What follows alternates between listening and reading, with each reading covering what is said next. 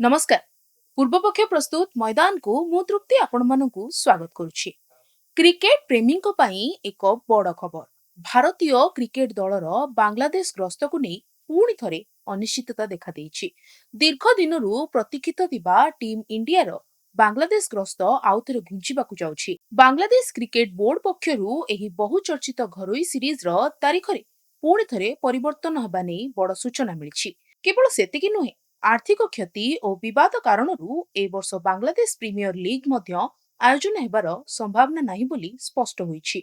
आजिर एही स्वतंत्र रिपोर्ट रे आमे विस्तृत भाबरे जानिबा कि काहेकि एही सीरीज बारंबार स्थगित हेउछि, भारतर कार्यसूची कोन रहिछि एवं बांग्लादेश क्रिकेट बोर्ड भितरे चलीथिबा आर्थिक संकटर संपूर्ण कहानी।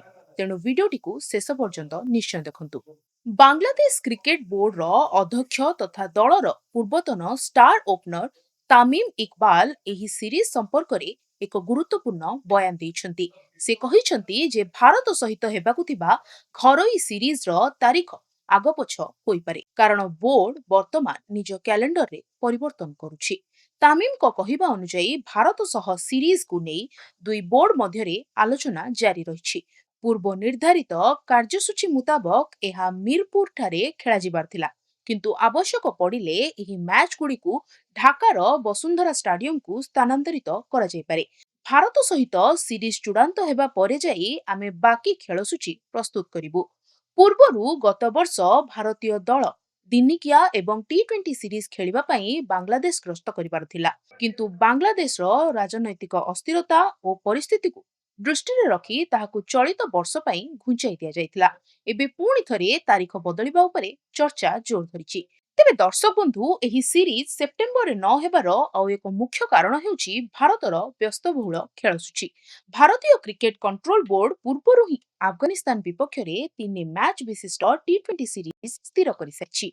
एही सीरीज सेप्टेम्बर 13 रु 17 मध्य रे नुआ दिल्ली रे खेला जिवो। एहा फल रे सेप्टेम्बर मासरे टीम इंडिया रो बांग्लादेश ग्रस्त हेबार संभावना प्रायतः शेष हो जाइछि। दुई देश मध्य रे विंडो मिलिबा परे ही नुआ तारीख घोषणा करा जिवो बोली आशा करा जाउछि। एही अवसर रे Tamim Iqbal Bangladesh premiere league को नै मध्य एक बड़ चांचल्यकर तथ्य सामना को आनिछंती।